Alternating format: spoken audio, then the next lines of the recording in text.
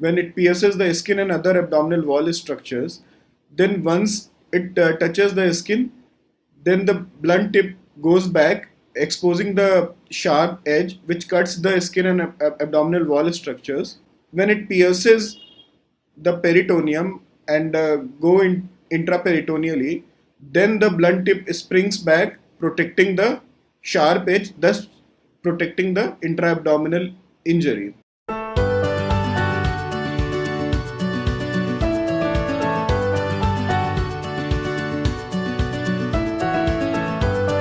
Welcome to Learning Laparoscopy. My name is Dr. Shardul Vikram Gupta, and today we will be discussing about Veress needle. So, Veress needle was discovered by Janos Veress, and his findings were published in a paper in 1938. But it was originally developed for patients with pulmonary tuberculosis to protect the underlying lung while puncturing the pleura. It was introduced by Raoul Palmer into the laparoscopy for creation of the pneumoperitoneum. As you can see, the parts of the Veress needle are outer sheath with sharp cutting edge and the inner cannula which has a blunt tip and a spring loaded action here. So it has a sharp edge which is demonstrated by blue, and this inner cannula has a blunt tip which is demonstrated by a green square. So once it is assembled like this, then the cutting edge is covered by the blunt tip as demonstrated here. The blue cutting edge is covered by the green blunt tip. So the Veress needle is around 12 to 15 centimeter long instrument, and the outer diameter is around 2 mm, and the maximum flow rate it allows is 2.5 to 3 liter per minute.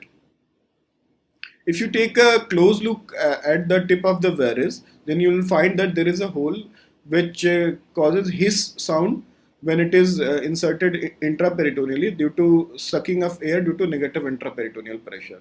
And this is the blunt tip which protects the sharp edge here.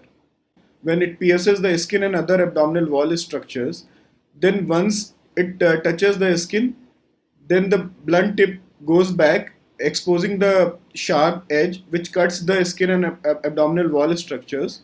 When it pierces the peritoneum and go in intraperitoneally, then the blunt tip springs back, protecting the sharp edge, thus protecting the intra-abdominal injury. So coming to steps of insertion of the Veress needle.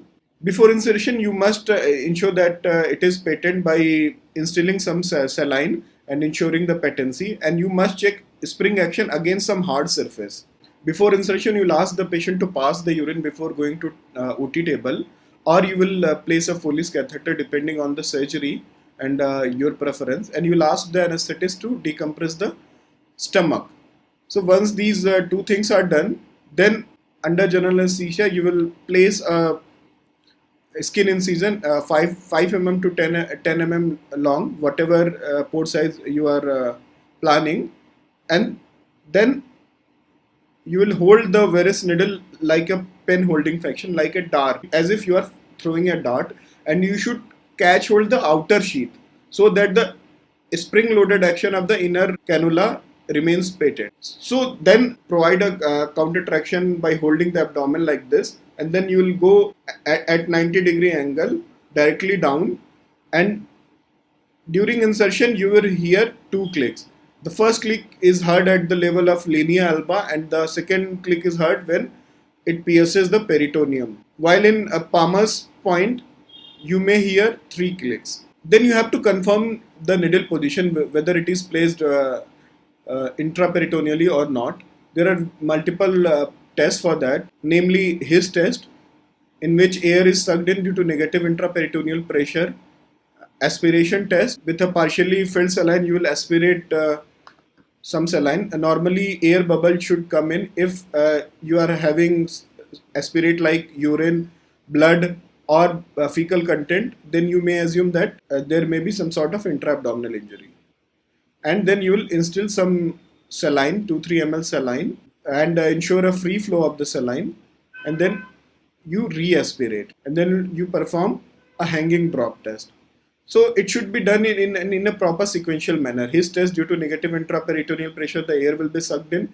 Then you, with a partially filled saline, you aspirate and see for air bubble is coming or not.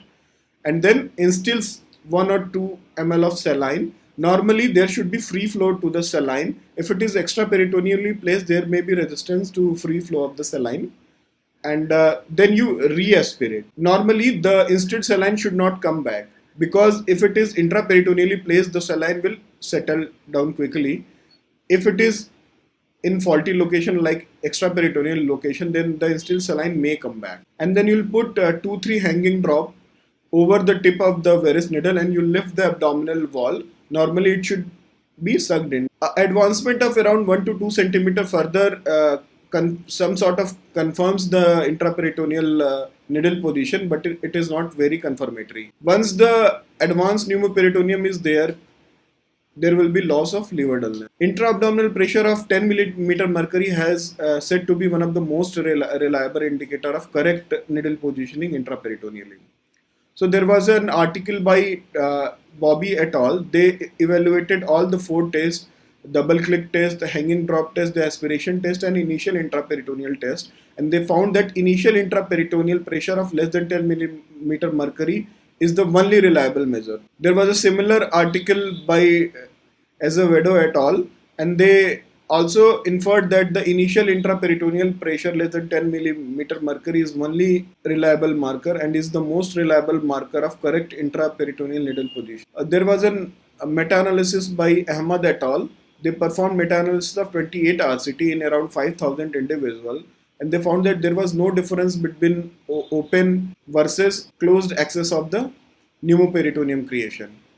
But they found that use of Veress needle was associated with slight increased incidence of fail entry, extraperitoneal insufflation, and omental injury, which was clinically not significant.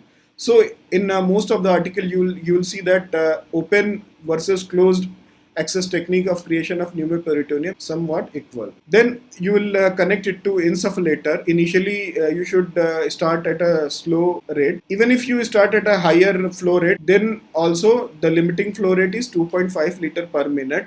The flow rate will not increase more than 2.5 to 3 liter per minute. If you are not sure of needle positioning, you should not wiggle the needle side to side, because if there is inadvertent bowel injury, a side to side movement will increase the size of perforation. Alternate sites of entry of Veress needle placement are Palmer's point, subxiphoid point, and right iliac fossa. The Palmer's point is around 2 finger breadth below the left costal margin in mid clavicular line. So when to choose Palmer's point? When you see a midline scarring, a scarred umbilicus, or a ventral hernia there in form of incisional or primary ventral hernia, or there is multiple failed attempt at level of umbilicus, then you will prefer a Palmer's point. So why should you prefer a Palmer's point? Because it has got less adhesion, the costal margin keeps the area lifted up, and the perforation of stomach is more forgiving as compared to the colon. Now coming to modification of the Veress needle, an optical Veress needle which provide vision while entering into various abdominal wall structures, and lap cap which has some sort of cap which is connected to the suction. Once it is applied to the abdominal wall is sucked in while intra-abdominal contents remain inside. So theoretically it reduces the chances of intra-abdominal injury. And there is another modification which is known as Versailles step. It is a radially dilating expandable sleeve, as you can see in this picture. So it is continuous with the Veress to the trocar insertion. A sequence of radially dilating expandable sleeves. So if you use this, then you need not to close the port size of more than 10 mm because it is radially dilating and not cutting. Now coming to complication of the Veress needle, you may have various intra-abdominal injury, like the most common is minor vascular injury of the omentum, or injury to the small bowel or the stomach, or injury to the colon, or some solid organs like liver and the spleen, or even pancreatic injury or omental or mesenteric vessel injury, and even the great vessels in form of aorta, IVC, and external iliac artery and veins are also at risk. And if it is sudden stretching of the peritoneum, there may occur cardiac arrhythmia. One of the most common is bradycardia. If bradycardia occurs, then you should desufflate, and atropine may be given to the patient, and then anesthesia team will take over. Thank you for the listening.